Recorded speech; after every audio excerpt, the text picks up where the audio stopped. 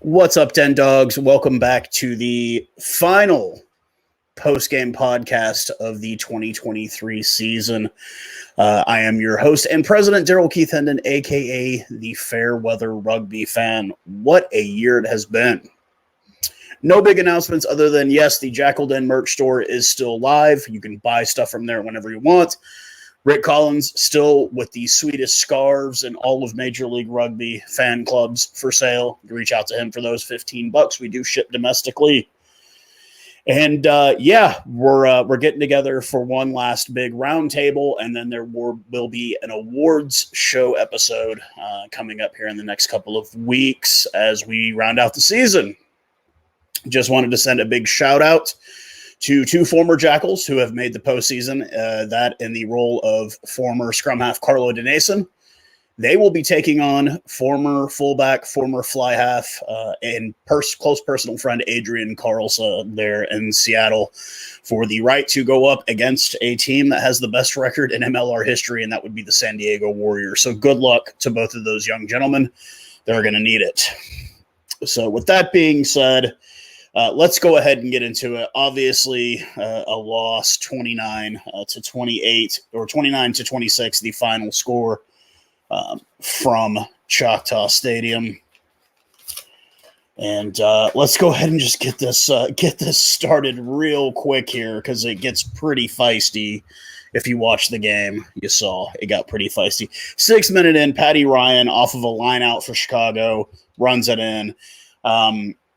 For those of you who were watching live, I know it looked pretty empty in the stands. Once again, it was well into the mid to upper 30s or 100 in Fahrenheit, if upper 90s in Fahrenheit for you Fahrenheit users.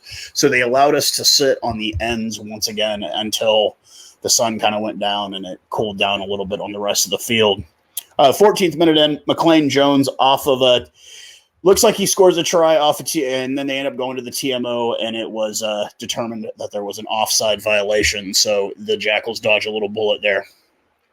20th minute, Ako Moroni breaks free, has a nice wide open space. Him and Kubia. Kubia's to his left.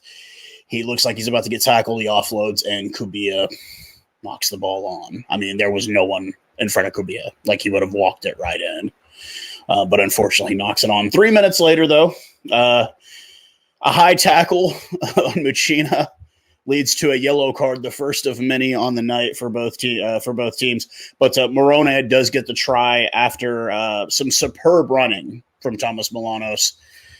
Our centers did really well this game. I'll leave it at that, and we'll talk more about that at the end of the game. And so we're now down 14-7 at the 23rd minute. 26th minute. What we saw him do last year against us with Utah, we've seen flashes of it all season. We called for him to start all season. He finally got to start the last two games. He was man of the match last week. He's probably going to be man of the match this week. Hot Wheels himself, the Mormon machine, Danny Christensen. I mean, he gets the ball. It's like somebody puts the cheat code on for him to have super speed. He runs it through right under the post, dives. I mean, it's DC9 was another really good one. He didn't know what a DC9 was, but he knew what Hot Wheels were, so he preferred that nickname, and I agree, man. Hot Wheels Christensen did what we knew he was willing and bound to do all season long, and he runs it right through the post, man, so we don't even got a kick, man. That's 14-all, man. We started out 14-0 down. We've tied it up 26 minutes into this. Michael Baska gets a try at the 37th minute, but once again, we go to the TMO. It is called back for obstruction, so we were still 14-all, 3 minutes till halftime. And unfortunately, it was McLean Jones obstruction on Gomez Vara that got the try called back.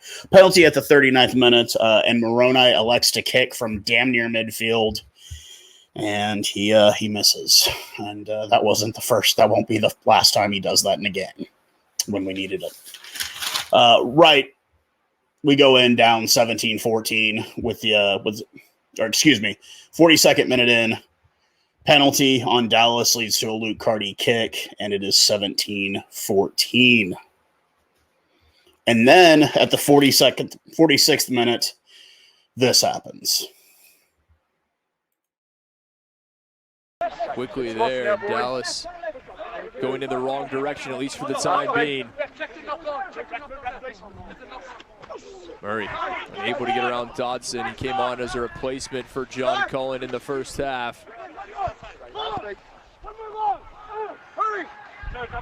And Dodson and Gala, a few extracurriculars off the ball, and now it's spotted as people starting to come in to join the fray, and this is not what we need. This one's starting to get out of hand. Well, we were just watching that, weren't we? The corner of our eye in the bottom of the screen. Gola started as a little scuffle. Could have easily have ended, but Gola was not willing to let that go. As a result, nasty stuff. Nasty stuff. For any of you guys that need a breakdown on what actually happened there, I happened to write it down. So at the 46th minute, Dotson pulls Gola out of a ruck and doesn't release him. Charlie Abel comes in with one other Hound player. I couldn't get his number. Gomez Vara, Ale, and El Bigote, Conrad Aurora, rush in to help, joined later by Hot Wheels. Hot Wheels looking like he's trying to break it up more than anything. The fight kind of separates into Ale, Juan Pablo Zeiss, Lucas Burr, Thomas Kubia, Thomas Milanos, and Sam Gola versus Bryce Campbell, Mike Matarazzo, former Jakl, Muchina, Jones, and Stevens. Conrado ends up on his stomach with Lerome White with his arm wrapped around his neck. You'll see that in the footage. Looks like he's trying to choke him out. And then it ends up with Lucas Burr versus everyone. We end up with 3 red cards being handed out to Chicago against McLean Jones, Stevens, and Dodson. All get red cards. They're sent off for the remainder of the game. 20 minutes till they can be replaced. And Conrado Aurora and our leading tackler, 2 leading tacklers on the team, Conrado Aurora and Adrian Boyson, both sent off. Nasty stuff. You never like to see it. I don't know if I necessarily agree with the calls, but they were the calls that were given, and it was just the beginning of a onslaught of cards that got called for the rest of the game. 52nd minute, yellow to Kari from Chicago for not rolling away. 57th minute, after multiple tries trying to get it across the line, we do get a penalty try. It was awarded, and so automatically 7 points right there. 62nd minute, offside penalty on Dallas. Chris Matina elects to kick, and he does make it. 65th minute, another penalty on Dallas. Matina does make it once again. 67th minute, another penalty on Dallas. They elect to kick. And Cardi misses, surprisingly. 69th minute, Michaela Felix, the Kiwi, is given a yellow card for a no-arms tackle. 70th minute, yellow card for Duke Krishna for no-arms tackle. And a penalty try awarded on that. 75th minute, another penalty on Dallas, and this is the one that's the heartbreaker. Cardi kicks it and makes it. And then finally at like the 77th, 78th minute, we get a penalty on our advantage. Milanos goes to kick, and he's not even close, just like the one at the end of the first half. Not even close. Now, I've had a lot of people saying, hey, why wasn't Ale kicking? Well, we later found out at the end of the game when Ale came up to the stands and had half of his head wrapped in gauze, blood everywhere. So LA came out of the game because he got hit somewhere in the head and he was bleeding profusely. I didn't see him upstairs after the game, or maybe I did, maybe I didn't, but obviously I'm sure he'll be fine. That's Ale Torres. He's always got a smile on his face unless he's pissed off. But honestly, at the end of the day, this was a nasty game. Chicago had only had 5 yellow cards the entire season up to this point. We had a couple of red cards early in the season, mostly because of the technique of catching high balls in Argentina. You swing your feet out forward, so there would be head contact with boots. So guys got red cards. Milanos got one early. Moroni got one early in the season. It happens. It's not intentional. It's just the way they're taught to catch balls there.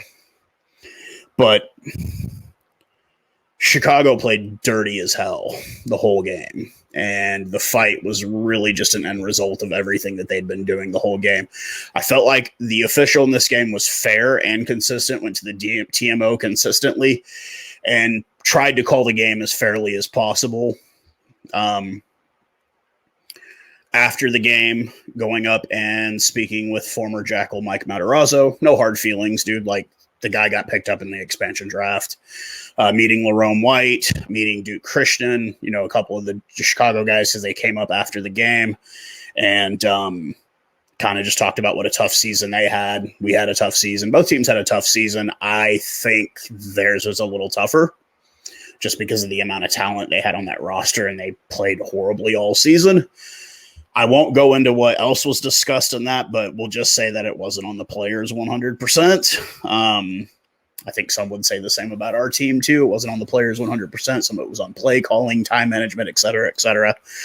But that is all in the past now. The season is now over for us. I do have my 3 stars of the game, and these are in no particular order. But my first star of the game, I will go with center Thomas Milanos.